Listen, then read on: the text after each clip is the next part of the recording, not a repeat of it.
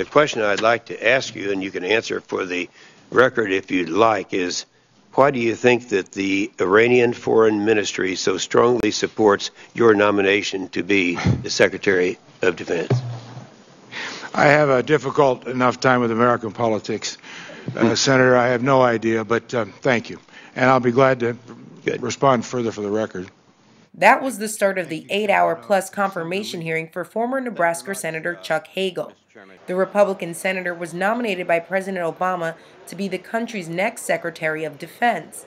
Hagel has come under fire from his fellow Republicans, and in this January 31st Senate hearing, Republicans question Hagel about issues ranging from Iran policy to ceasing nuclear proliferation. There was one particularly contentious back and forth between Hagel and Republican Arizona Senator John McCain about whether or not the troop surge in Iraq was the right decision. In an interview, 2011, in an interview with the Financial Times, you said, "I disagreed with the President Obama, his decision to surge in Iraq, as I did with President Bush on the surge in Iraq." Do you stand by that? Those comments, Senator Hagel? Well, Senator, I stand by them because I made them. And were you right? Were you correct in your assessment?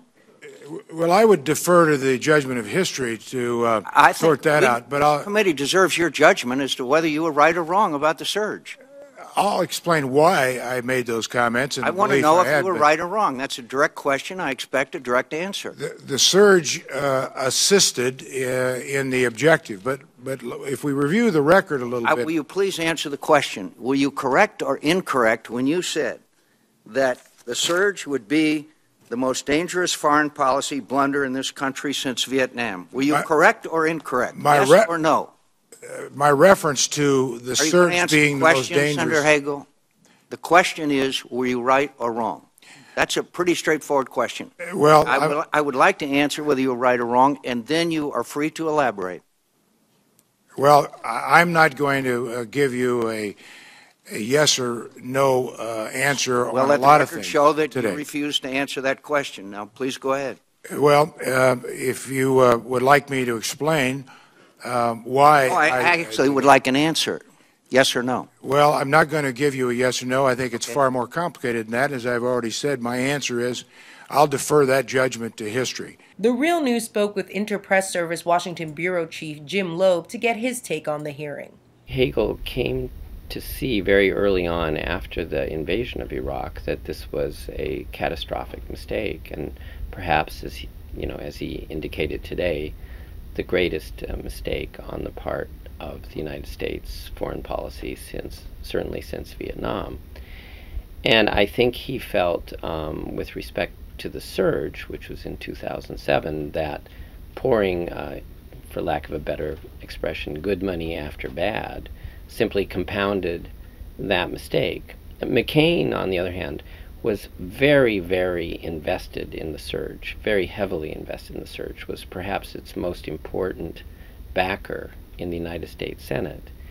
And it's well known that McCain sometimes takes policy issues quite seriously, and disagreements with even erstwhile friends, as in the case of Hagel, very, very seriously. So I didn't interpret it as theater. I think McCain was voicing genuine anger at Hagel for not supporting the surge, about which McCain felt so strongly about. Now, McCain believes that the surge was a great success and that somehow it snatched victory from the jaws of defeat.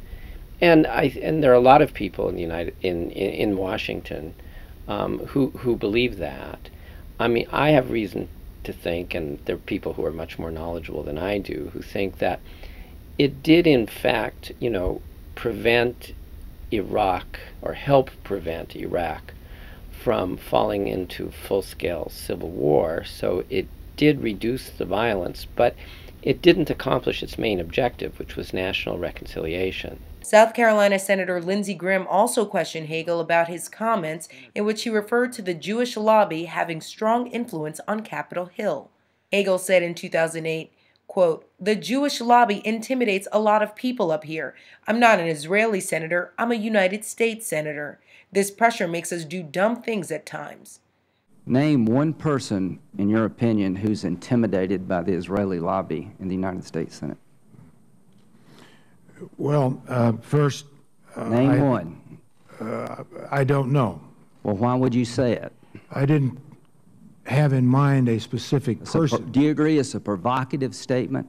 That I can't think of a more provocative thing to say about the relationship between the United States and Israel and the Senate or the Congress than what you said. Name one dumb thing we've been goaded into doing because of the pressure from the Israeli or Jewish lobby.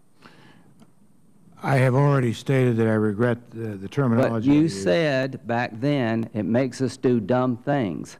You can't name one senator intimidated. Now give me one example of the dumb things that we're pressured to do up here. We were talking in that interview about the Middle East, about positions, about Israel. So give me an example of where we've been intimidated by the Israeli Jewish lobby to do something dumb regarding the Mideast, Israel, or anywhere else. Well, I can't give you an example. Thank you. Do you agree with me? You shouldn't have said something like that? Yes, I do. I've already said that.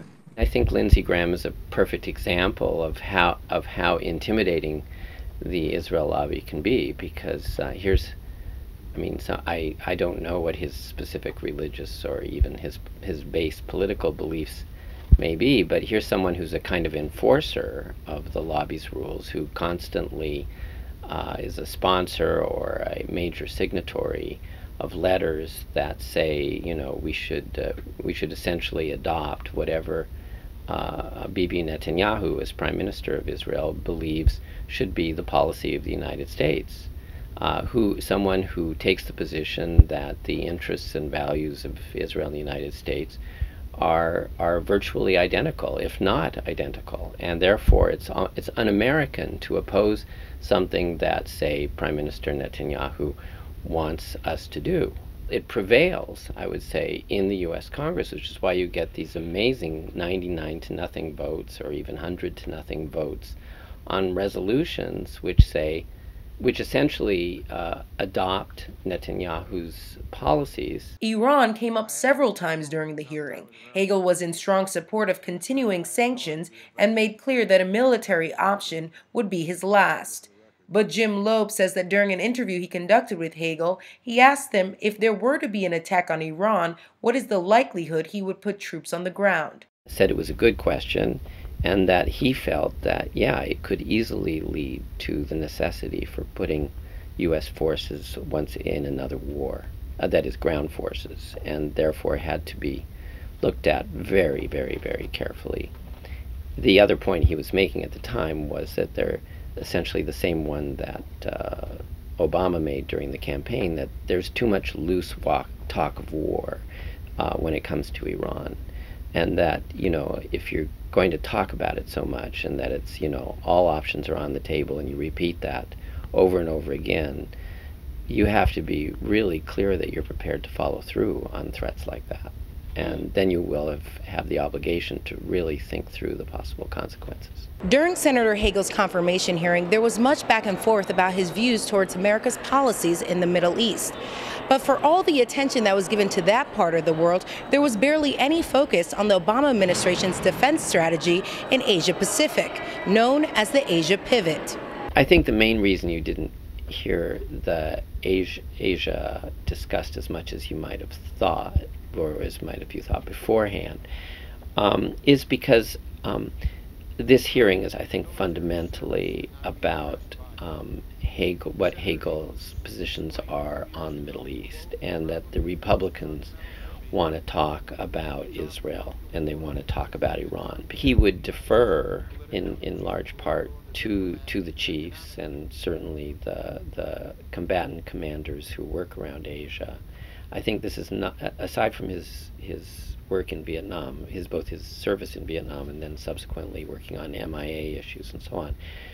I don't think this is an issue that has consumed him in the way that both the Middle East has, and to also, I think, to a great extent, Europe has. After all, he's the chairman of the board of the Atlantic Council, which is devoted to cross-Atlantic relations, U.S. relations with Europe above all. I just don't think that it's something that has concerned him as much. Throughout the hearing, Democrats expressed gratitude to Senator Hagel for his service in Vietnam. If confirmed, he would be the first combat veteran to occupy the position of Secretary of Defense. With 55 Senate Democrats all appearing to be in consensus with the nomination, Hagel should have enough support to win approval. But Republicans could filibuster his nomination, a move that would be historically unprecedented for a cabinet nominee. The Senate is expected to vote on Hagel's nomination next week. For the Real News Network, Jessica Devereaux, Washington.